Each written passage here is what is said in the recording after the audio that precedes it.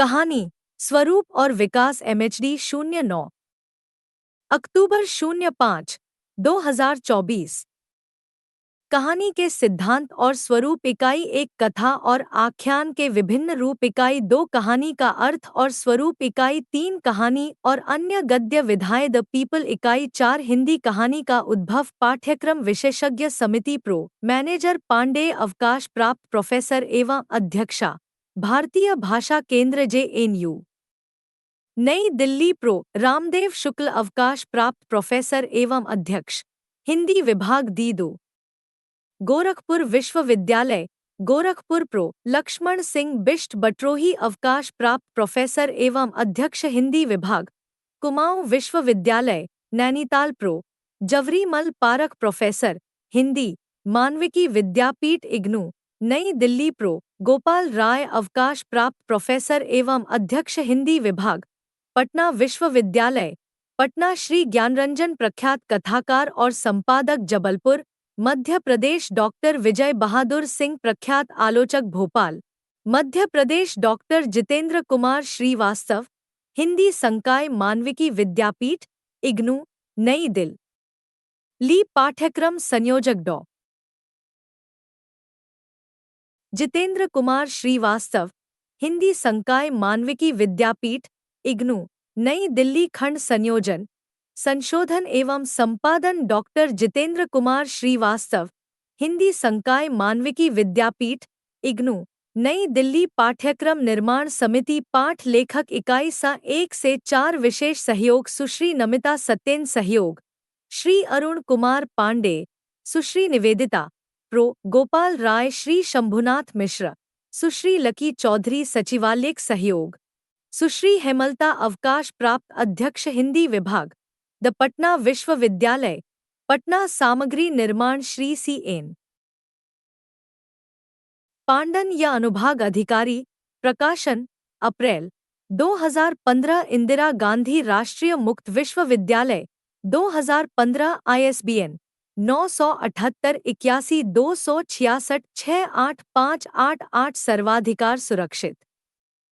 इस कार्य का कोई भी अंश इंदिरा गांधी राष्ट्रीय मुक्त विश्वविद्यालय की लिखित अनुमति के बिना मिमियोग्राफ अथवा किसी अन्य साधन से पुनः प्रस्तुत करने की अनुमति नहीं है। इंदिरा गांधी राष्ट्रीय मुक्त विश्वविद्यालय के पाठ्यक्रमों के विषय में और अधिक जानकारी विश्वविद्यालय के कार्यालय मैदान गढ़ी नई दिल्ली 110068 से प्राप्त की जा सकती है। इंदिरा गांधी राष्ट्रीय मुक्त विश्वविद्यालय की ओर से प्रो सुनैना कुमार निदेशक मानविकी विद्यापीठ द्वारा मुद्रित एवं प्रकाशित paper used agro based environment friendly laser type setting HD computer croft WJAD 36 से लाजवंती गार्डन नई दिल्ली 110046 मुद्रक Raj printers A9 sector B2 Tronica city Loni Ghaziabad उप्र पाठ्यक्रम का परिचय MA द्वितीय वर्ष के विद्यार्थी के रूप में अब आप 16 क्रेडिट का 4 पाठ्यक्रमों का कहानी संबंधित मॉड्यूलर पढ़ रहे हैं। कहानी स्वरूप और विकास MHD 9 इन चारों पाठ्यक्रमों में पहला पाठ्यक्रम है। यह पाठ्यक्रम 5 खंडों और 20 इकाइयों में विभाजित है। इस मॉड्यूलर का प्रत्येक पाठ्यक्रम 4 क्रेडिट का है। इस पाठ्यक्रम में कहानी के सैद्धांतिक पक्ष की चर्चा की गई है। इस पाठ्यक्रम का उद्देश्य विद्यार्थियों में कहानी संबंधी सैद्धांतिकी की समझ बढ़ाना है। इस पाठ्यक्रम में विद्यार्थी कथा और आख्यान के विभिन्न रूपों का अध्ययन करने के साथ ही कहानी के अर्थ और स्वरूप का भी अध्ययन करेंगे। यह पाठ्यक्रम कहानी विधा के विकास के साथ ही हिंदी कहानी के विकास पर भी विस्तृत प्रकाश डालता है। कथा आलोचना में वस्तु और शिल्प का विवाद बहुत पुराना है। इस पाठ्यक्रम में विद्यार्थियों को वस्तु और शिल्प के विषय में पर्याप्त जानकारी दी गई है। इसके अतिरिक्त इसमें कहानी की भाषिक संरचना और उसके वर्गीकरण के औचित्य पर जो विचार किया गया है वह कहानी संबंधी समझ को और स्पष्ट करता है। कहानी संबंधी सैद्धांतिकी की चर्चा करते हुए इस पाठ्यक्रम में कहानी आलोचना की परंपरा को भी रेखांकित किया गया है।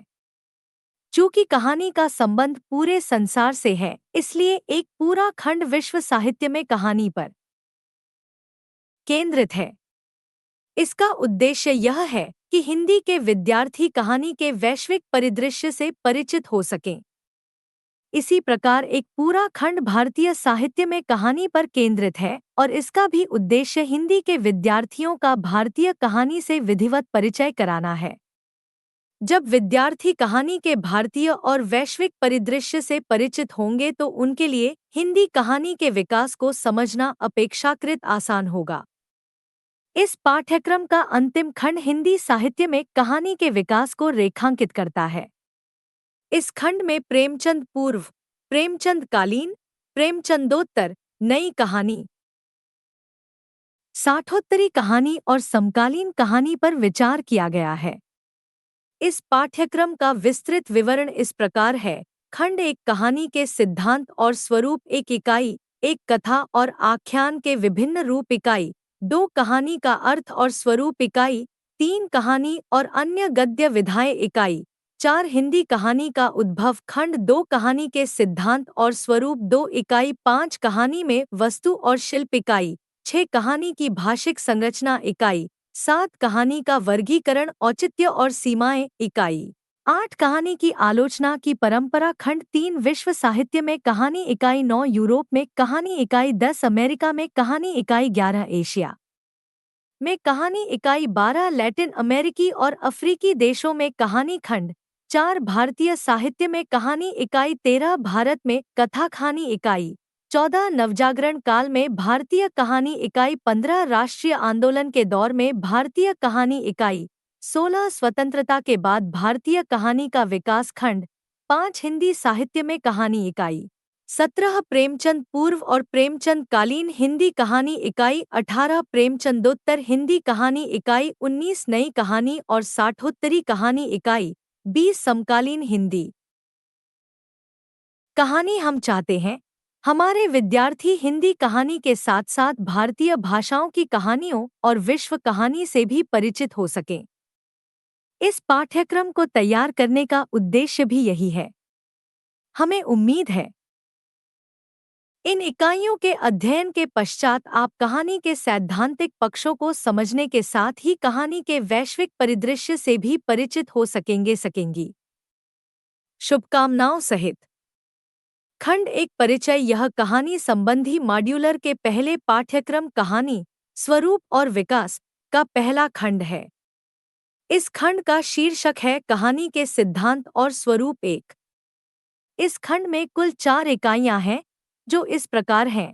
इकाई एक कथा और आख्यान के विभिन्न रूप इकाई, 2 कहानी का अर्थ और स्वरूप इकाई, 3 कहानी और अन्य गद्य विधाएं इकाई, 4 हिंदी कहानी का उद्भव। इस खंड को तैयार करने का उद्देश्य विद्यार्थियों को कहानी संबंधी मूल अवधारणाओं से परिचित कराना है।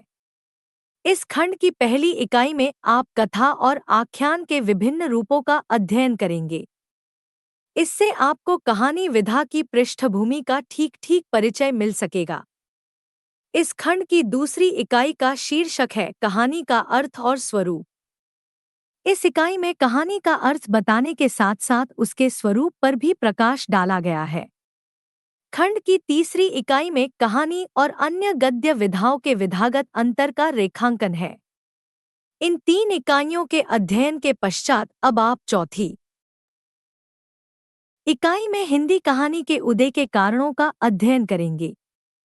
इस इकाई का अध्ययन करते हुए आप जान सकेंगे कि हिंदी कहानी के उदय में किन कारकों ने महत्वपूर्ण भूमिका का निर्वाह किया। हमें विश्वास है इस खंड के अध्ययन के पश्चात आप कहानी संबंधी सैद्धांतिकी की कुछ मूलभूत बातों को समझ सकेंगे, बता सकेंगी। इस पाठ्यक्रम के दूसरे खंड में हम कहानी संबंधी कुछ अन्य प्रश्नों पर विचार करेंगे। शुभकामनाओं सहित इकाई एक कथा और आख्यान के विभिन्न रूप इकाई की रूपरेखा 1.0 उद्देश्य 1.1 प्रस्तावना 1.2 कथा और आख्यान का अर्थ परस्पर संबंध और विविध रूप 1 फरवरी 2001 कथा और आख्यान का अर्थ 1 फरवरी 2002 कथा का मूल स्वरूप 1 फरवरी 2003 कथा की प्राचीनता 1 फरवरी 2004 कथा का मूल उद्देश्य 1.3 कथा का मौखिक रूप लिखित परंपरा का आरंभ 1 मार्च 2001 महाभारत 1 मार्च 2002 बड्डखा बृहत् था 1.4 आख्यान की प्राचीन अवधारणा और उसके विभिन्न रूप 1.5 कथा की नई अवधारणा 1 मई 2001 सुबंधु कृत वासवदत्ताः 1 मई 2002 कादम्बरी 1 मई 2003 हर्षचरित 1 मई 2004 दशकुमार चरित 1 मई 2005 कथा रचना की भारतीय परंपरा का अवसान 1.6 सारांश अभ्यास 1.0 उद्देश्य एमए हिंदी के द्वितीय वर्ष के कहानी से संबंधित मॉड्यूल के पाठ्यक्रम कहानी स्वरूप और विकास से संबंधित खंड 1 की यह पहली इकाई है। इस इकाई को पढ़ने के बाद आप कथा और आख्यान के विभिन्न रूपों तथा उनके परस्पर संबंध की जानकारी प्राप्त कर सकेंगी। कथा के मूल अर्थ और स्वरूप की जानकारी प्राप्त कर सकेंगी। कथा की प्राचीनता से अवगत हो सकेंगी। कथा के मौखिक और लिखित रूपों के विकास से परिचय प्राप्त कर सकेंगे। कथा की प्राचीन अवधारणा और उसके विकास की जानकारी प्राप्त कर सकेंगे। कथा की नई अवधारणा से परिचित हो सकेंगे। एक प्रस्तावना प्रस्तुत इकाई से हम इस पाठ्यक्रम की शुरुआत करने जा रहे हैं। कहानी के स्वरूप को सही परिप्रेक्ष्य में समझने के लिए उसके मूल रूप कथा से परिचित होना आवश्यक है। इसी बात को ध्यान में रखकर यह इकाई लिखी गई है। इकाई के दूसरे भाग और अनुभागों में कथा और आख्यान के संबंध का निरूपण किया गया है। पहले व्युत्पत्ति की दृष्टि से दोनों के मूल स्वरूप का संकेत किया गया है। तत्पश्चात कथा के मूल स्वरूप का विवेचन किया गया है।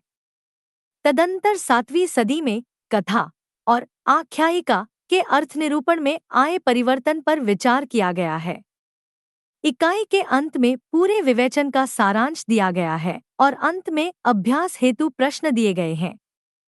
1.2 कथा और आख्यान का अर्थ परस्पर संबंध और विविध रूप 1.2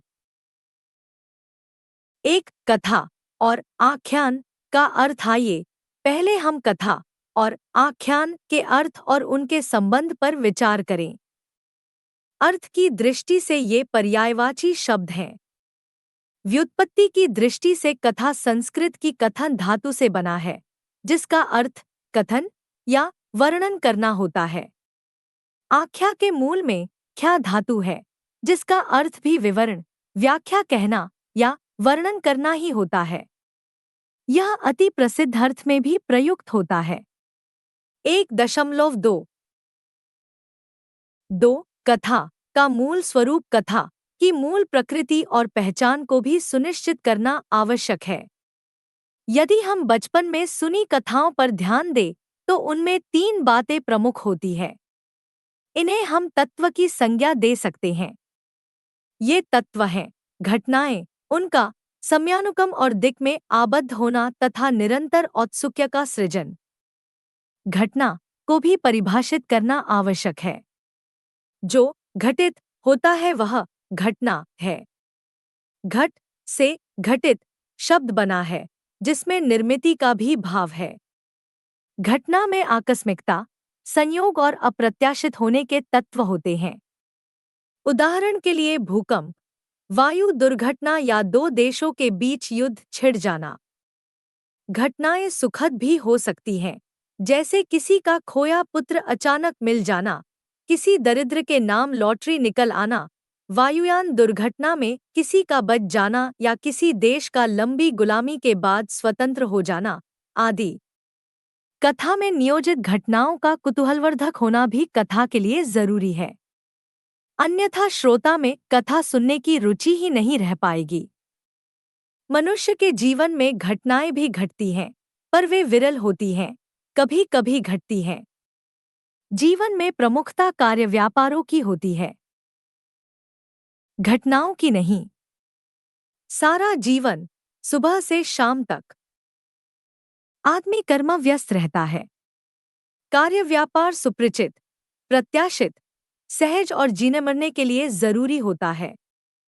कर्मव्यस्तता ही जिंदगी है। घटनाएं तो समुद्र यात्रा में आ जाने वाले तूफान की तरह हैं, पर कथा में घटनाओं की ही प्रमुखता होती है।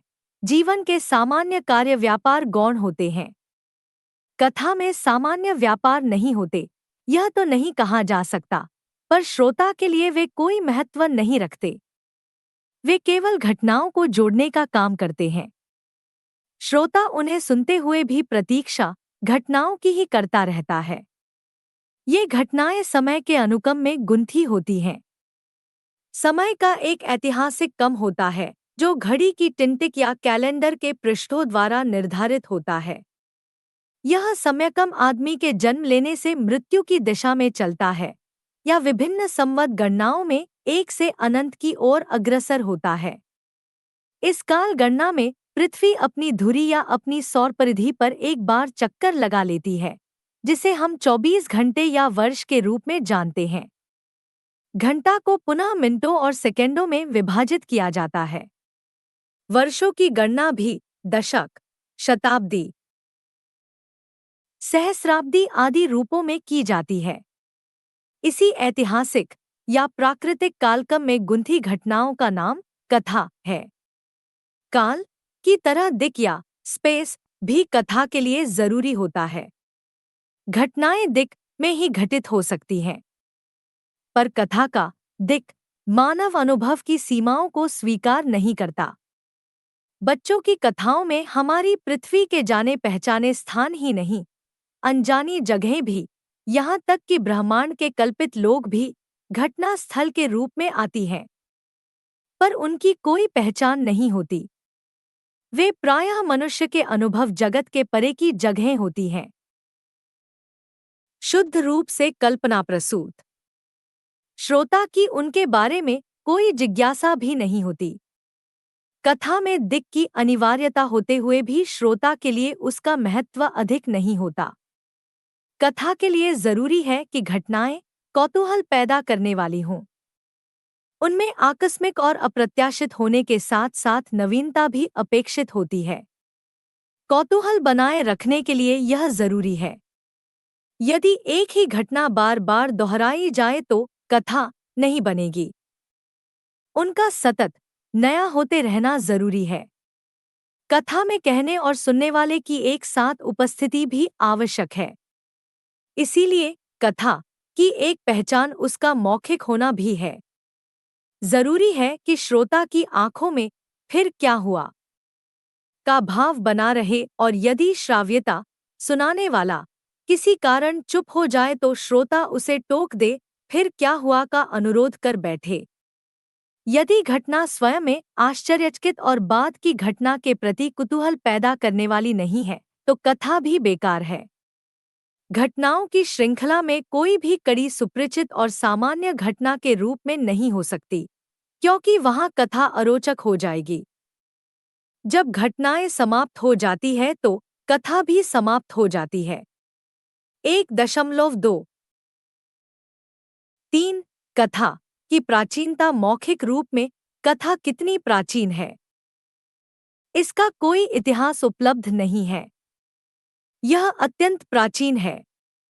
इसका अनुमान इस बात से किया जा सकता है कि आज भी यह मनुष्य की सहज और जन्मजात प्रवृत्ति से जुड़ी हुई है। कदाचित मनुष्य के जन्म के साथ ही कथा का भी जन्म हो गया था। नृतत्वशास्त्रियों ने आदिम मानवों की प्राप्त खोपड़ियों के अध्ययन से यह निष्कर्ष निकाला है कि पुरापाषाण युग का मनुष्य कथा कहने सुनने लगा था। संभवतः दिन भर शिकार करने के बाद रात को जब वे विश्राम के निमित्त हिंस्र पशुओं से बचाव के लिए चारों तरफ आग का जलता हुआ घेरा बनाकर समूह में बैठते होंगे तो उनके दिन भर के शिकार के अनुभवों के रूप में कथा का जन्म हुआ होगा। शनय शनय उसमें कल्पना भी मिश्रित होने लगी होगी और कभी ऐसा भी समय आया होगा जब शिशुओं का मनोरंजन करने के लिए वास्तविक अनुभव की कोई आवश्यकता ही न रह गई होगी। कोई बूढ़ा आदिमानव बिना शिकार में गए अपने पूर्व अनुभवों और कल्पना की सहायता से नई नई कथा गढ़ लेने में महारत हो जाता रहा हो और इस प्रकार कथा कहने की कला का विकास हो गया हो।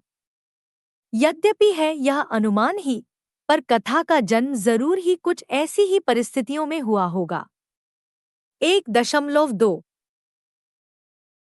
4 कथा का मूल उद्देश्य अनुमानतः कथा पहले मनोरंजन का ही काम करती होगी, पर धीरे धीरे उसका उपयोग उपदेश देने या मूल्यों की अभिव्यक्ति के लिए किया जाने लगा होगा। वैदिक काल से ही कथा का उपयोग इस काम के लिए होता रहा है। कथा को उपदेश का माध्यम बनाने का एक बढ़िया उदाहरण विष्णु शर्मा द्वारा रचित पंचतंत्र है, जिसकी रचना पहली शताब्दी ईस्वी के आसपास हुई थी। पंचतंत्र की रचना एक राजा के जड़ बुद्धि, अविनीत, उच्छृंखल और मूर्ख राजकुमारों को राजनीति और व्यवहार नीति की शिक्षा देने के लिए हुई थी। यह भी कथाओं का संकलन ही है। यह 5 प्रकरणों में विभक्त है।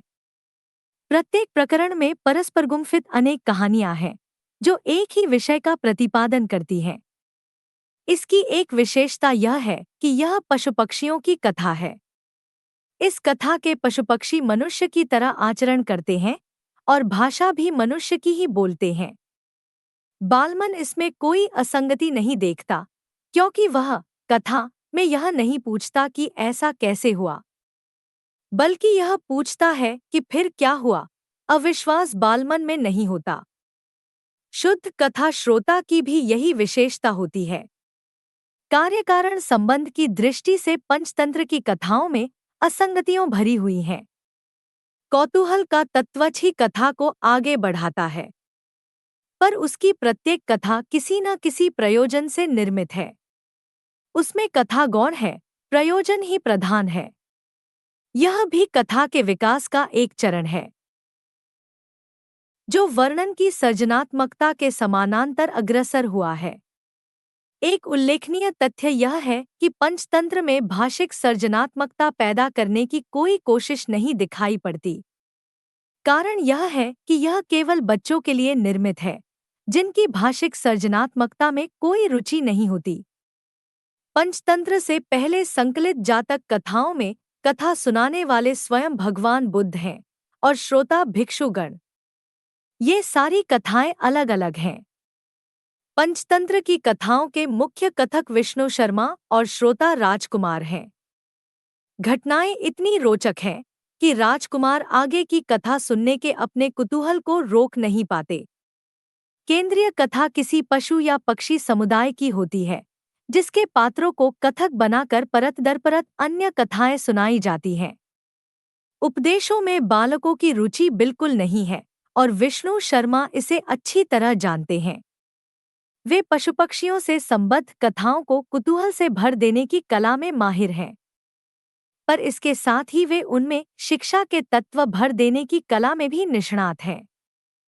6 महीने बीतते बीतते कथा तो समाप्त हो जाती है, पर राजनीति के उपदेश राजकुमारों के मन पर अंकित हो जाते हैं। कथाकार को कथा की उपयोगिता का पता चल जाता है। कथा के परवर्ती विकास में कथाकार के इस ज्ञान का भी महत्वपूर्ण स्थान है। 1.3 कथा का मौखिक रूप लिखित परंपरा का आरंभ। कथा की लिखित परंपरा का आरंभ कब हुआ, इसका कोई निश्चित और प्रामाणिक विवरण उपलब्ध नहीं है। वेद, उपनिषद और पुराण स्मृति परंपरा में आते हैं, अतः उनमें आई कथाएं भी कहने सुनने की परंपरा में ही आएंगी। वाल्मीकि रचित रामायण भी कदाचित इसी परंपरा में आएगी, क्योंकि लवकुश द्वारा उसे राजा राम के दरबार में सुनाए जाने का ही उल्लेख मिलता है। संभवतः महाभारत पहली लिखित कथा या आख्यान है। 1 मार्च 2001 महाभारत का रचनाकाल ईपू सन 800 से 100 माना जाता है। इसका पहला पाठ जय ईपू 800 में दूसरा पाठ भारत ईपू 500 में और तीसरा पाठ महाभारत ईपू 200 से 100 में रचा गया था। लोमहर्षणपुत्र उग्रश्रवा सौती पुराणों के विद्वान और कथावाचक थे। उग्रश्रवा ने नैमिषारण्य में कुलपति महर्षि शौनक के 12 वर्षों तक जारी यज्ञसत्र में उपस्थित ब्रह्मर्षियों को यह कथा सुनाई थी। उन्होंने स्वयं यह कथा महर्षि वैशंपायन से सुनी थी। जन्मेजय के सप यज्ञ में वैशंपायन ने श्री कृष्ण द्वैपायन व्यास द्वारा निर्मित महाभारत की कथा सुनाई थी। उग्रश्रवा जी के अनुसार महाभारत की रचना करके व्यास जी यह विचार करने लगे कि अब शिष्यों को इस ग्रंथ का अध्ययन कैसे कराऊं, जन में इसका प्रचार कैसे हो। व्यास जी का यह विचार जानकर ब्रह्मा जी उनके आश्रम पधारे। व्यास जी ने ब्रह्मा जी से अपने महाकाव्य की रचना की बात बताई। उन्होंने महाभारत के कथ्य का वर्णन किया। उनके अनुसार इस ग्रंथ में इतिहास और पुराणों का मंथन करके उनका प्रशस्त रूप प्रकट किया गया है। भूत, वर्तमान और भविष्य काल की इन तीनों संज्ञाओं का भी वर्णन हुआ है। इतिहास पुराणानाम उन्मेष निर्मितं चषत। ब्रह्मा जी ने ही व्यास जी को अपना काव्य लिखवाने के लिए गणेश जी को स्मरण करने को कहा। व्यास जी के स्मरण करते ही गणेश जी वहां पहुंच गए। व्यास जी ने उनसे अपने ग्रंथ का, जिसकी रचना उन्होंने मन ही मन कर ली थी, लेखक बन जाने का आग्रह किया। गणेश जी ने उनका अनुरोध तो स्वीकार कर लिया, पर एक शर्त भी लगा दी। वह शर्त यह थी कि उन्हें अपना ग्रंथ बिना कहीं रुके लिखाना होगा। यदि वे कहीं रुक गए तो गणेश जी लिखना छोड़कर चल देंगे। व्यास जी ने भी एक शर्त रख दी कि आपको श्लोकों का अर्थ समझ कर ही लिखना होगा। इसी शर्त पर महाभारत लिखा गया। उग्रश्रवा जी के अनुसार इसमें धर्म, अर्थ, काम और मोक्षरूप पुरुषार्थों का वर्णन किया गया है। यह भारत इतिहास का जाज्वल्यमान दीपक है। यह मोह का अंधकार मिटाकर लोगों के अंतःकरण रूप संपूर्ण अंतरंग गृह को भलीभांति ज्ञानालोक से प्रकाशित कर देता है। उग्रश्रवा के अनुसार महर्षि व्यास ने मनुष्यलोक में इस महाभारत का प्रवचन किया। उन्होंने सबसे पहले अपने पुत्र शुकदेव को इस महाभारत ग्रंथ का अध्ययन कराया। तदंतर उन्होंने अन्यान्य शिष्यों को इसका उपदेश किया। देवर्षि नारद ने देवताओं को और असित देवल ने पितरों को इसका श्रवण कराया। जन्मेजय के नागयज्ञ के अवसर पर उसके और हजारों ब्राह्मणों के प्रश्न करने पर व्यास जी ने पास ही बैठे अपने शिष्य वैशंपायन को आज्ञा दी कि तुम इन लोगों को महाभारत सुनाओ। इस कथा से यह निष्कर्ष निकाला जा सकता है कि महाभारत की रचना तो श्रुति परंपरा में ही हुई थी, पर उसके व्यापक प्रचार के लिए स्वयं उसके रचयिता महर्षि व्यास ने ही उसे लिखित रूप देने में गणेश जी की सहायता ली। उसके बाद वह वाचन परंपरा की वस्तु बन गई, जिसमें लिखित कथा श्रोताओं को सुनाई जाती है। 1.3 2. बड्डकथा, बृहत्कथा, बड्डकथा, बृहत्कथा के बारे में भी कहा गया है कि प्रथमतः भगवान शिव ने पार्वती को यह कथा सुनाई थी। फिर गुणाढ़्य ने इस कथा को 7 लाख श्लोकों में पैशाची प्राकृत में लिखित रूप दिया। तत्पश्चात राजा सातवाहन ने इसके नष्ट होने से बच रहे 1 लाख श्लोकों का अनुवाद अपनी भाषा में, संभवतः संस्कृत में, कराया, जिसके संस्कृत और प्राकृत में कई अनुवाद हुए। पुराणों के अनुसार राजा सातवाहन, अतएव गुणाढ़्य, का समय ईपू 495 से 490 ही है। अंततः 11वीं सदी ईस्वी में कथासृत सागर के रूप में इसका वह पाठ निर्मित हुआ जो आज उपलब्ध है। 1. 4. आख्यान की प्राचीन अवधारणा और उसके विभिन्न रूप। जैसा पहले ही कहा जा चुका है, कथा और आख्यान अपने मूल अर्थ में एक दूसरे से अभिन्न है। आख्यान शब्द का अर्थ होता है कथन, निवेदन आदि, कथाखानी तथा प्रतिवचन या उत्तर। विद्वानों के अनुसार आख्यान वैदिक सुपर्ण और मैत्रावरुण आदि से संबद्ध कथा का ही नामांतर है। परंपरा से महाभारत आदि इतिहास ग्रंथ भी आख्यान काव्य के रूप में मान्य हैं। बाद में काव्य शास्त्र में भामा ने कुछ भेदक तथ्यों का उल्लेख करते हुए गद्यकाव्य के दो भेद तय किए, कथा और आख्यायिका। पहले की कथाएं कल्पित हैं और दूसरे की ऐतिहासिक। दंडी ने इसका विरोध करते हुए कहा कि ये भेदक तत्व किंचितकर हैं। वस्तुतः ये सब एक ही जाति के हैं और इस जाति का नाम है आख्यान। दंडी के समय में आख्यान एक जातिवाचक शब्द था। अनेक आख्यानों और उपाख्यानों का संकलन होने के कारण ही रामायण और महाभारत को भी आख्यान की संज्ञा मिली है। पंचतंत्र, हितोपदेश, कथासृत सागर आदि उपाख्यानों के संग्रह माने जाते हैं। 5 कथा की नई अवधारणा आचार्यों द्वारा निरूपित कथा के उदाहरण के रूप में सुबंधु की वासवदत्ता, बाणभट्ट की कादंबरी और दंडी का दशकुमार चरित आते हैं। बाणभट्ट रचित हर्षचरित को आख्यायिका कहा गया है। 1 मई 2001 सुबंधु कृत वासवदत्ता रोमांस का विकास यूरोप में भले ही बाद की घटना हो, भारत में उसका विकास बृहत कथा से ही माना जा सकता है। बृहत कथा की कथाएं यूरोपीय रोमांस की सारी विशेषताओं से युक्त है। प्रेम और साहसाभियान रोमांस की पहचान निश्चित करने वाले प्रमुख तत्व हैं। घटनाओं का जाल तो इनमें होता ही है। अतिलौकिक घटनाओं की भी बहुलता होती है। बृहत कथा में ये सारे गुण हैं। कोई कमी है तो किसी एकल कथा की यह कमी सन 500 या उसके कुछ पूर्व विद्यमान सुबंधु की वासवदत्ता द्वारा पूरी होती है। पर वासवदत्ता की कथा आकार में भले ही पर्याप्त लंबी या एक पूरी पुस्तक को निर्मित करने वाली हो, खुद में वह बहुत क्षीण है। बृहत कथा की कोई भी कहानी कथा की दृष्टि से उससे कहीं ज्यादा ठोस है। वस्तुतः सुबंधु का सारा जोर कथा के पात्रों और उनके परिवेश के, अपने काल के काव्यरसिकों की रुचि के अनुरूप काव्य गुणों से संपन्न सविस्तार वर्णनों पर है। सुबंधु को केवल इस बात का श्रेय दिया जा सकता है कि उन्होंने गुणाढ़े की तरह अपनी कथा पद्य में न प्रस्तुत कर गद्य में प्रस्तुत की और कथा को उन समस्त साहित्यिक विशेषताओं से युक्त कर दिया जिसका एकाधिकार केवल कवियों को प्राप्त था। यह एक तरह का ऐसा प्रयोग था जिसका साहस किसी अन्य गद्य लेखक ने नहीं किया था। कथ्य की दृष्टि से वासवदत्ता भी एक रोमांस ही है जिसमें प्रेम और साहसाभियान की प्रमुखता है। अपने समय का यथार्थ और विश्वास भी इसमें व्यक्त हुए हैं।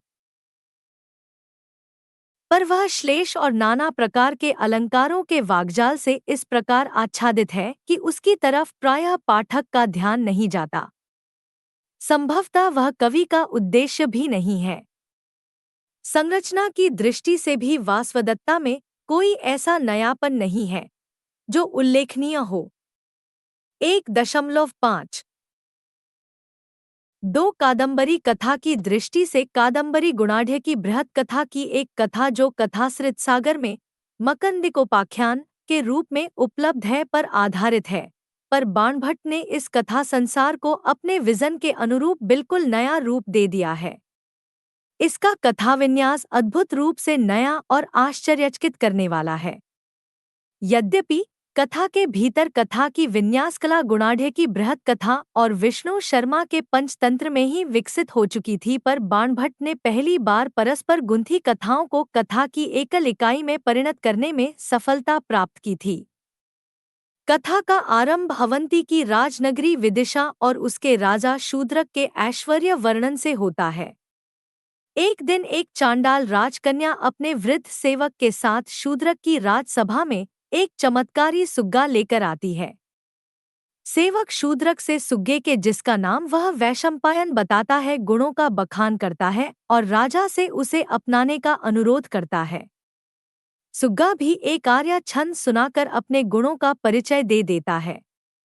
भोजनादि से निवृत्त होने के बाद शूद्रक सुग्गे से उसकी आत्मकथा सुनने का अनुरोध करता है। बस शुक की आत्मकथा आरंभ हो जाती है।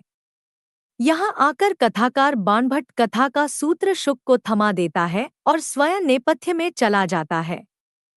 इस प्रसंग को विश्वसनीय बनाने की भी बाणभट्ट ने भरपूर कोशिश की है। बाणभट्ट को इस बात की चिंता है कि एक पक्षी की कथा विश्वसनीय भी होनी ही चाहिए। बाणभट्ट के समय में आधुनिक यथार्थवाद का जन्म नहीं हुआ था और दैवी शक्तियों, जीव के नाना योनियों में पुनर्जन्म, शाप वरदान, देव गंधर्व आदि जातियों की उपस्थिति आदि में लोगों का पूरा विश्वास था। कादंबरी में भी इस प्रकार के प्रसंग भरे पड़े हैं, पर कथाकार कथा की विश्वसनीयता के प्रति सर्वत्र सजग दिखाई देता है। भारतीय कथा के विकास में यह सर्वथा नई चीज थी।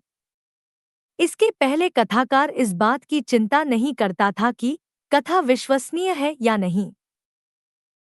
वह मानकर चलता था कि उसका श्रोता ऐसा कैसे हो सकता है, जैसा प्रश्न नहीं कर सकता। वह केवल यह पूछ सकता था कि इसके बाद क्या हुआ। पर बाणभट्ट का श्रोता ऐसा नहीं है। अतः कथाकार शुक के द्वारा कही गया कथा के विश्वसनीय होने का तर्क प्रस्तुत करता है।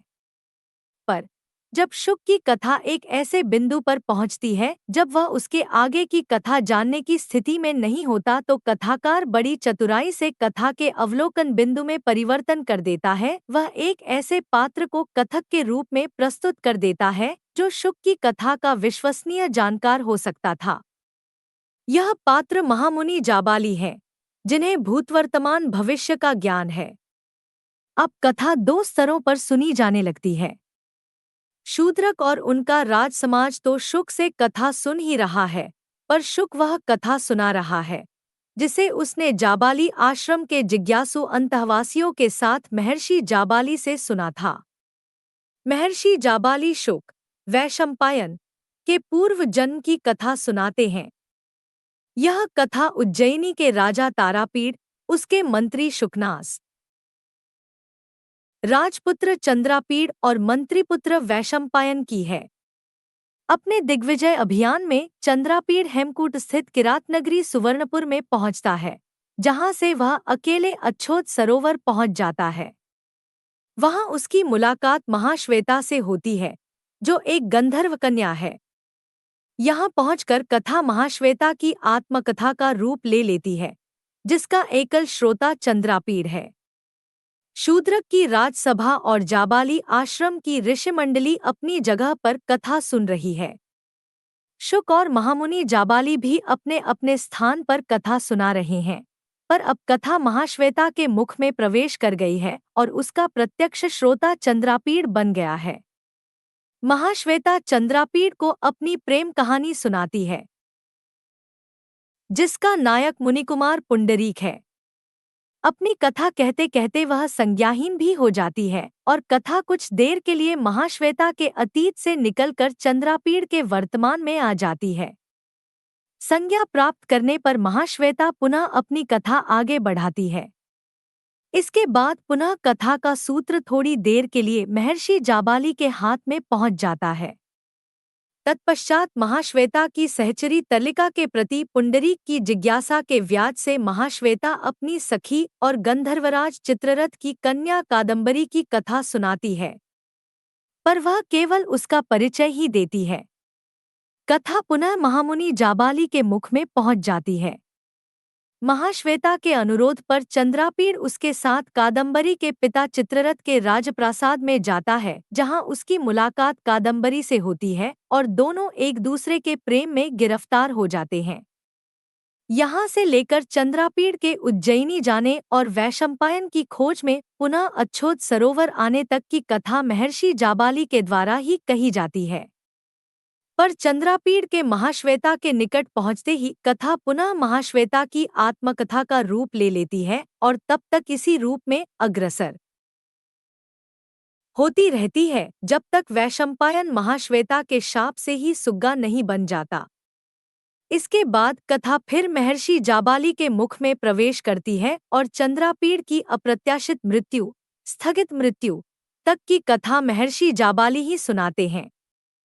यहाँ पहुंचकर यह रहस्योद्घाटन भी हो जाता है कि शुक ही पूर्वजन्म में वैशंपायन और उससे भी पूर्व जन्म में पुंडरीक था और शूद्रक अपने पूर्वजन्म में चंद्रापीड़ था जिसका पूर्व शरीर कादम्बरी के सहवास से अच्छोत सरोवर के तट पर सुरक्षित है। महर्षि जाबाली यह भी कहते हैं कि जो कहने को प्रवृत्त हुआ था उसे छोड़कर कहानी के प्रवाह में कहाँ से कहाँ चला आया हूँ। यानी कथाकार को भी अपने बहकने का थोड़ा थोड़ा आभास है। इस बिंदु पर पहुंचकर कथा पुनः शुक के मुख में प्रवेश करती है।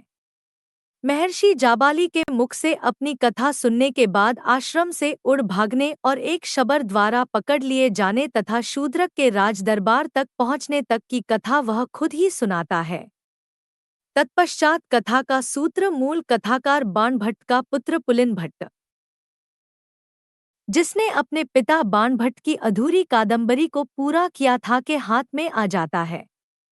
आगे की कथा शुक और शूद्रक की शाप मुक्ति की कथा है और कथा का सुखद अंत होता है। कहना न होगा कि कथा के भीतर कथा की जटिल योजना द्वारा अपने पूरे विजन को किसी एकल कथा संसार में रूपायित कर देना कथा प्रतिभा का ऐसा चमत्कार था जो अब तक संसार की किसी भी भाषा में संभव नहीं हुआ था। इसके पहले गुणाढ़ ने और कुछ दूर तक विष्णु शर्मा ने भी छोटी छोटी कथाओं को एक दूसरे के भीतर नियोजित करके एक बड़ी कथा निर्मित करने का प्रयास किया था, जिसके केंद्र में कोई एक विषय होता था। पर किसी बड़े और प्रकाशमान विजन की अभिव्यक्ति के लिए एक के भीतर एक गुम्फित कथाओं द्वारा पर्याप्त बड़े आकार की पूरी पुस्तक को निर्मित करने वाली कथा का निर्माण अब तक किसी कथाकार ने नहीं किया था। सबसे आकर्षक बात तो यह है कि बाणभट्ट कथा में घटित प्रसंगों की विश्वसनीयता के प्रति भी सचेत है। उसका श्रोतासमाज किंचित शंकालु प्रकृति का है, जिसे आश्वस्त करने के लिए कथाकार को सजग रहना पड़ता है। यह बात आधुनिक उपन्यास और कहानी के संदर्भ में कितनी सार्थक है, इसे बताने की आवश्यकता नहीं।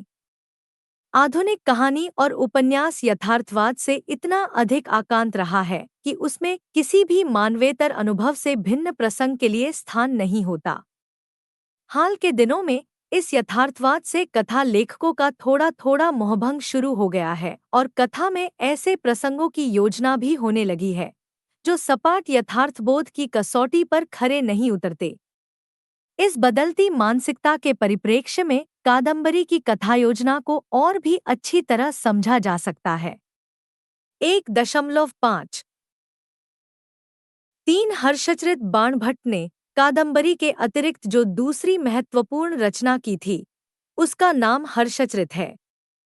हर्षचरित में वर्धन वंश श्रीहर्ष का, जो एक प्रतापी सम्राट था और भारतीय इतिहास में उसे अंतिम महान शासक के रूप में स्वीकार किया गया है, चरित्र प्रस्तुत किया गया है। बाणभट्ट उसके दरबार का राजकवि था। कहा जाता है कि बाणभट्ट एक प्रसिद्ध विद्वान कुल का युवक होने के बावजूद अपने मार्ग से भटक गया था और इतना बदनाम हो चुका था कि जब वह राजाश्रय प्राप्त करने के उद्देश्य से श्रीहर्ष के राजदरबार में पहुंचा तो श्रीहर्ष ने उसे कोई सम्मान नहीं दिया। पर अंततः वह श्रीहर्ष के एक निकट अधिकारी कुमार कृष्ण की सिफारिश पर दरबार में जगह प्राप्त करने में सफल हो गया और वह श्रीहर्ष के दरबार का राजकवि बनाया गया।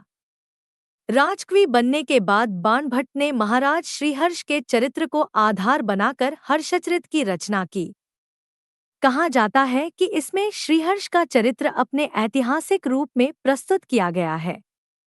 इतिहासकारों ने इसे मानते हुए इसकी घटनाओं को इतिहास में भी ज्यों का त्यों स्वीकार कर लिया है। पर हर्षचरित निखालिस इतिहास नहीं है। इसमें बाणभट्ट का कविरूप यद्यपि यह गद्य में रचित है अपने पूरे वैभव के साथ उपस्थित है। प्रकृति और अन्य प्रकार के वर्णनों में बाणभट्ट की कविकल्पना का मनोहर रूप देखने को मिलता है। इसकी भाषा गद्य होने के बावजूद काव्य गुणों से भरपूर है। इसीलिए आचार्यों ने इसे आख्यायिका कहा है। 1.5 4 दशकुमारचरित बाणभट्ट के बाद संस्कृत कथाकार दंडी ने दशकुमारचरित नामक पुस्तकाकार कथा की रचना की। दशकुमारचरित में 3 भाग हैं: पूर्व पीठिका चरित और उत्तर पीठिका। पूर्व पीठिका में 5 और चरित में 8 उच्छ्वास है। उत्तर पीठिका अष्टम उच्छ्वास का उपसंहार है। यद्यपि इसकी कथा भी समकालीन रुचि को लुभाने वाले काव्यात्मक वस्तु और चरित्र वर्णनों से आकांत है, पर इन कथाओं का विषय 7वीं शताब्दी और उसके पूर्व के समय को प्रामाणिकता के साथ प्रस्तुत करता है। समकालीन सामंती राजनीति और समाज के चित्रण, व्यावहारिक ज्ञान, चौरशास्त्र, प्रेम, रमणीहरण और साहसाभियान से भरी यह कथा यूरोपीय रोमांस के सारे गुणों से संपन्न है। इस कथा में 10 राजकुमारों की अनुभवकथाएं अलग अलग वर्णित हैं, जिन्हें आपस में जोड़ने वाला कथापात्र मगध राजकुमार राजवाहन है। पर ये कथाएं मिलकर किसी एक सुसंबद्ध कथानक का निर्माण नहीं करती। कहा जा सकता है कि परस्पर भिन्न कथाओं को जोड़ने की दिशा में यह भी एक उल्लेखनीय प्रयास था, यद्यपि कादंबरी की तुलना में यह कहीं नहीं ठहरता। आधुनिक यथार्थवाद की कसौटी पर इसका कथानक भी खरा नहीं उतरता। कदाचित इसकी कोई परवाह भी कथाकार को नहीं है। कथा में अनेक ऐसी घटनाएं आती हैं जो मानव अनुभव के वृत्त में नहीं आती, यद्यपि संभव है। अपने समय के विश्वासों की कसौटी पर ऐसी घटनाएं विश्वसनीय भी मानी जाती रही हों। पर जहां तक कथाविन्यास का प्रश्न है, दशकुमारचरित का महत्व इस दृष्टि से स्वीकार किया जा सकता है कि इसमें संगठनात्मक जकड़बंदी नहीं है, जो आज की कहानी और उपन्यास की संरचना की अनिवार्य पहचान हो गई है। इसे कथा संरचना के विकास के रूप में भी देखा जा सकता है। हिंदी में अनेक कहानियां और उपन्यास इस प्रविधि में लिखे गए हैं। रुद्र काशिकेय का उपन्यास बहती गंगा इसका एक उदाहरण है। कमलेश्वर की कहानी राजा निर्बंसिया और अखानी श्रेणी की अनेक कहानियों भी इसका उदाहरण प्रस्तुत करती हैं। 1.5 5 कथारचना की भारतीय परंपरा का अवसान यह साहित्यिक इतिहास का अजूबापन या त्रासदी है कि बाणभट्ट और दंडी के बाद कथारचना की भारतीय परंपरा आगे नहीं बढ़ी। 10वीं सदी में धनपाल ने तिलकमंजरी के रूप में कादंबरी की परंपरा को जीवित करने का प्रयत्न तो किया, पर संरचना की दृष्टि से उसे कादंबरी का विकास नहीं कहा जा सकता। इसका सबसे बड़ा कारण कदाचित यह था कि इस समय तक आते आते संस्कृत केवल राजदरबारों और पंडितों की भाषा रह गई थी, और चूंकि 10वीं शताब्दी के बाद धीरे धीरे संस्कृत को राजाश्रय प्रदान करने वाले हिंदू राज्य समाप्त हो गए। इस कारण संस्कृत काव्य की परंपरा बहुत कमजोर हो गई। संस्कृत के बाद फारसी केंद्रीय सत्ता में आ गई और काव्य रचना का माध्यम भी बनी। पर देश की आम जनता का लगाव न तो संस्कृत से था न फारसी से। इन्हीं परिस्थितियों में उत्तरी भारत की जनबोलियां साहित्य की भाषा बनी। उन्हें सूफियों और संतों भक्तों का आश्रय मिला और काव्य रचना का अभूतपूर्व विकास हुआ। इस विकास के मूल में उत्तर भारत की जनता का लोकाश्रय था। बाद में उसे राजदरबारों का भी प्रश्रय मिला। पर गद्य के विकास के लिए जिस राजाश्रय की अपेक्षा होती है, उससे ये जनभाषाएं लगभग 750 वर्षों तक वंचित रहीं। 18वीं शताब्दी में ब्रजभाषा और खड़ी बोली में संस्कृत योगवाशिष्ठ, वेताल पंचविंशति और सिंहासन वात्रिंशतिका आदि संस्कृत गद्यकथा पुस्तकों के रूपांतर हुए और उनका लोक में प्रचार भी बहुत हुआ, पर कोई मौलिक गद्यकथा पुस्तक ब्रजभाषा या हिंदी की किसी दूसरी घटक भाषा में नहीं लिखी गई। 10 अवतार भाषा 1744, पद्मपुराण का भाषानुवाद 1761, किस्सा चहार दरवेश का अनुवाद नौतरजे मुरस्सा 1798 आदि भी इस काल में लोकप्रिय हुई थी। 19वीं शताब्दी के पूर्व खड़ी बोली हिंदी में केवल 2 मौलिक गद्यकथा पुस्तकें, मुल्ला वजही कृत सबरस 1636 और सैयद इंशा अल्लाह खां कृत रानी केतकी की कहानी 1800 उपलब्ध होती हैं। 19वीं शताब्दी के उत्तरार्ध में ऐतिहासिक कारणों से खड़ी बोली के आधार पर विकसित हिंदी गद्य का विकास हुआ और उसके साथ ही गद्यकथा भी नए अंदाज में प्रकट हुई। इसी ने उपन्यास का भी रूप ग्रहण किया। पर आश्चर्य की बात यह है कि गुणाढ्य, विष्णु शर्मा, सुबंधु, बाणभट्ट, दंडी आदि की भारतीय कथा परंपरा से इसका संबंध नहीं जुड़ा। इसे एक साहित्यिक त्रासदी ही समझना चाहिए। 1. 6 सारांश व्युत्पत्ति की दृष्टि से कथा और आख्यान पर्यायवाची शब्द हैं। प्राचीन साहित्य में इनका प्रयोग भी समान अर्थों में ही होता रहा है। आख्यान शब्द का अर्थ होता है कथन, निवेदन आदि कथाखानी तथा प्रतिवचन या उत्तर। विद्वानों के अनुसार आख्यान वैदिक सुपर्ण और मैत्रावरुण आदि से संबद्ध कथा का ही नामांतर है। परंपरा से महाभारत आदि इतिहास ग्रंथ भी आख्यान काव्य के रूप में मान्य है। कथा में 3 तत्वों की प्रधानता होती है: घटना समूह, समयानुक्रम और दिक् या स्पेस तथा कौतूहल। घटना में आकस्मिकता, संयोग और अप्रत्याशित होने के तत्व होते हैं। जीवन में प्रमुखता कार्य व्यापारों की अर्थात जो कार्य हम रोजमर्रा की जिंदगी में करते हैं होती है, घटनाओं की नहीं। पर कथा में घटनाओं की ही प्रमुखता होती है। जीवन के सामान्य कार्य व्यापार गौण होते हैं। घटनाएं समय के अनुक्रम में गुंथी होती हैं। समय का एक ऐतिहासिक क्रम होता है जो घड़ी की टिंटिक या कैलेंडर के पृष्ठों द्वारा निर्धारित होता है। काल की तरह दिक् या स्पेस भी कथा के लिए जरूरी होता है। घटनाएं दिक् में ही घटित हो सकती हैं, पर कथा का दिक् मानव अनुभव की सीमाओं को स्वीकार नहीं करता। बच्चों की कथाओं में हमारी पृथ्वी के जाने पहचाने स्थान ही नहीं, अनजानी जगहें भी, यहाँ तक कि ब्रह्मांड के कल्पित लोग भी घटना स्थल के रूप में आते हैं। कथा के लिए यह भी जरूरी है कि घटनाएं कौतूहल पैदा करने वाली हों। उनमें आकस्मिक और अप्रत्याशित होने के साथ साथ नवीनता भी अपेक्षित होती है। कौतूहल बनाए रखने के लिए यह जरूरी है। मौखिक रूप में कथा कितनी प्राचीन है, इसका कोई इतिहास उपलब्ध नहीं है। यह अत्यंत प्राचीन है।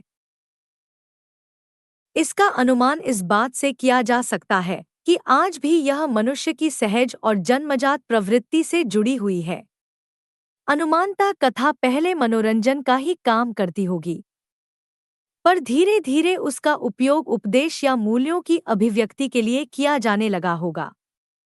कथा की लिखित परंपरा का आरंभ कब हुआ, इसका कोई निश्चित और प्रामाणिक विवरण उपलब्ध नहीं है। वेद, उपनिषद और पुराण स्मृति परंपरा में आते हैं, अतः उनमें आई कथाएं भी कहने सुनने की परंपरा में ही आएंगी। महाभारत के लिखित होने का प्रमाण मिलता है। इसके 1,00,000 श्लोकों वाले उपाख्यान भाग को आद्य भारत कहा गया है। तदंतर व्यास जी ने 24,000 श्लोकों की भारत संहिता बनाई, जिसे भारत कहा जाता है। इस मनुष्यलोक में 1,00,000 श्लोकों का आद्य भारत प्रतिष्ठित है। इसे ही उग्रश्रवा जी ने नैमिषारण्य में मुनिवरों को सुनाया था। वस्तुतः महाभारत की रचना भी श्रुति परंपरा में ही हुई थी, पर उसके व्यापक प्रचार के लिए स्वयं उसके रचयिता महर्षि व्यास ने ही उसे लिखित रूप देने में गणेश जी की सहायता ली। उसके बाद वह वाचन परंपरा की वस्तु बन गई, जिसमें लिखित कथा श्रोताओं को सुनाई जाती है। बड़रखा, बृहत्कथा के बारे में भी कहा गया है कि प्रथमतः भगवान शिव ने पार्वती को यह कथा सुनाई थी। फिर गुणाढ्य ने इस कथा को 7,00,000 श्लोकों में पैशाची प्राकृत में लिखित रूप दिया। राजा सातवाहन ने इसके नष्ट होने से बच रहे 1,00,000 श्लोकों का अनुवाद संस्कृत में कराया, जिसके बाद में भी अनेक रूपांतर हुए। पुराणों के अनुसार राजा सातवाहन अतएव गुणाढ्य का समय ईपू 495 से 490 है। अंततः 11वीं सदी ईस्वी में इसका वह पाठ निर्मित हुआ जो आज उपलब्ध है। बाद में काव्य शास्त्र में भामा ने गद्यकाव्य के दो भेद, कथा और आख्यायिका निश्चित किए। पहले की कथाएं कल्पित हैं और दूसरे की ऐतिहासिक। दंडी के अनुसार वस्तुतः ये सब एक ही जाति के हैं और इस जाति का नाम है आख्यान। आचार्यों द्वारा निरूपित कथा के उदाहरण के रूप में सुबंधु की वासवदत्ता, बाणभट्ट की कादंबरी और दंडी का दशकुमार चरित आते हैं। कथा के भीतर कथा की योजना द्वारा पूरे विजन को किसी एकल कथा संसार में रूपायित कर देना कथा प्रतिभा का ऐसा चमत्कार था जो अब तक संसार की किसी भी भाषा में संभव नहीं हुआ था। इसके पहले गुणाढ़ ने और कुछ दूर तक विष्णु शर्मा ने भी छोटी छोटी कथाओं को एक दूसरे के भीतर नियोजित करके एक बड़ी कथा निर्मित करने का प्रयास किया था, जिसके केंद्र में कोई एक विषय होता था। पर किसी बड़े और प्रकाशमान विजन की अभिव्यक्ति के लिए एक के भीतर एक गुम्फित कथाओं द्वारा पर्याप्त बड़े आकार की पूरी पुस्तक को निर्मित करने वाली कथा का निर्माण बाणभट्ट ने कादंबरी में किया। बाणभट्ट की दूसरी रचना हर्षचरित है, जिसमें श्रीहर्ष का चरित्र प्रस्तुत किया गया है। बाणभट्ट के बाद दंडी ने दशकुमार चरित नामक पुस्तकाकार कथा की रचना की, जिसमें 10 राजकुमारों की अनुभवकथाएं अलग अलग वर्णित हैं, जिन्हें आपस में जोड़ने वाला कथापात्र मगध राजकुमार राजवाहन है। पर ये कथाएं मिलकर किसी एक सुसंबद्ध कथानक का निर्माण नहीं करती। कहा जा सकता है कि परस्पर भिन्न कथाओं को जोड़ने की दिशा में यह भी एक उल्लेखनीय प्रयास था, यद्यपि कादंबरी की तुलना में यह कहीं नहीं ठहरता। 10वीं सदी में धनपाल ने तिलकमंजरी के रूप में कादंबरी की परंपरा को जीवित करने का प्रयत्न तो किया, पर संरचना की दृष्टि से उसे भी कादंबरी का विकास नहीं कहा जा सकता। 10वीं शताब्दी के बाद धीरे धीरे संस्कृत को राजाश्रय प्रदान करने वाले हिंदू राज्य समाप्त हो गए। इस कारण संस्कृत काव्य की परंपरा बहुत कमजोर हो गई। संस्कृत के बाद फारसी केंद्रीय सत्ता में आ गई और काव्य रचना का माध्यम भी बनी। पर देश की आम जनता का लगाव न तो संस्कृत से था न फारसी से। इन्हीं परिस्थितियों में उत्तरी भारत की जनबोलियों साहित्य की भाषा बनी। पर गद्य के विकास के लिए जिस राजाश्रय की अपेक्षा होती है, उससे ये जनभाषाएं लगभग 750 वर्षों तक वंचित रहीं। अतः गद्यकथा का समुचित विकास मध्यकाल में नहीं हो पाया। अभ्यास 1। कथा और आख्यान अर्थ स्पष्ट करते हुए उसके मूल स्वरूप पर प्रकाश डालिए। 2। कथा की प्राचीनता का उल्लेख करते हुए उसके मूल उद्देश्य पर प्रकाश डालिए। 3। कथा की लिखित परंपरा का विवेचन कीजिए। 4। आख्यान की प्राचीन अवधारणा का उल्लेख करते हुए उसके विभिन्न रूपों पर प्रकाश डालिए। 5। 7वीं सदी में कथा की नई अवधारणा का सोदाहरण विवेचन कीजिए। 6। कथारचना की भारतीय परंपरा के अवसान और उसके कारणों का उल्लेख कीजिए। इकाई 2 कहानी का अर्थ और स्वरूप। इकाई की रूपरेखा 2.0 उद्देश्य 2.1 प्रस्तावना 22 कहानी का अर्थ व्युत्पत्ति और कथा से संबंध 2।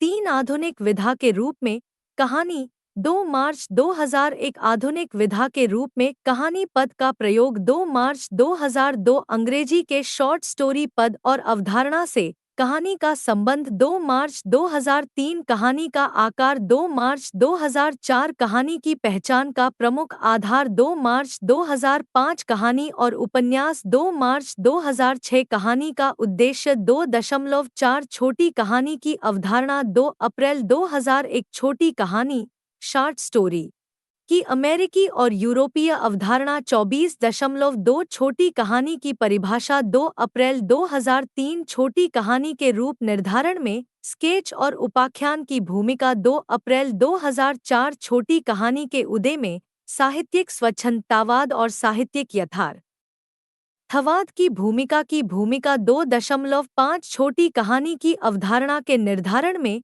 यूरोप और संयुक्त राज्य अमेरिका पीपल्स 25.1 जर्मनी में छोटी कहानी 2 मई 2002 फ्रांस में छोटी कहानी 2 मई 2003 रूस में छोटी कहानी यूनिवर्सिटी 2 मई 2004 संयुक्त राज्य अमेरिका में छोटी कहानी 2.6 सारांश अभ्यास 2.0 उद्देश्य एमए हिंदी के द्वितीय वर्ष के कहानी से संबंधित मॉड्यूल के पाठ्यक्रम कहानी स्वरूप और विकास से संबंधित खंड 1 की यह दूसरी इकाई है। इस इकाई को पढ़ने के बाद आप कहानी पद की व्युत्पत्ति अर्थ और कथा से उसके संबंध की जानकारी प्राप्त कर सकेंगे बता सकेंगी। आधुनिक विधा के रूप में कहानी के उद्भव और विकास का परिचय प्राप्त कर सकेंगी। आधुनिक विधा के रूप में कहानी पद के प्रयोग के आरंभ की जानकारी प्राप्त कर सकेंगे बता सकेंगी। अंग्रेजी के शॉर्ट स्टोरी पद और अवधारणा से कहानी के संबंध की जानकारी प्राप्त कर सकेंगे बता सकेंगी। छोटी कहानी की परिभाषा तथा अमेरिकी और यूरोपीय अवधारणा से परिचित हो सकेंगे बता सकेंगी। छोटी कहानी के रूप निर्धारण में स्केच और उपाख्यान की भूमिका की जानकारी प्राप्त कर सकेंगे बता सकेंगी। छोटी कहानी की अवधारणा के निर्धारण में यूरोप और संयुक्त राज्य अमेरिका की भूमिका से परिचित हो सकेंगी। 2.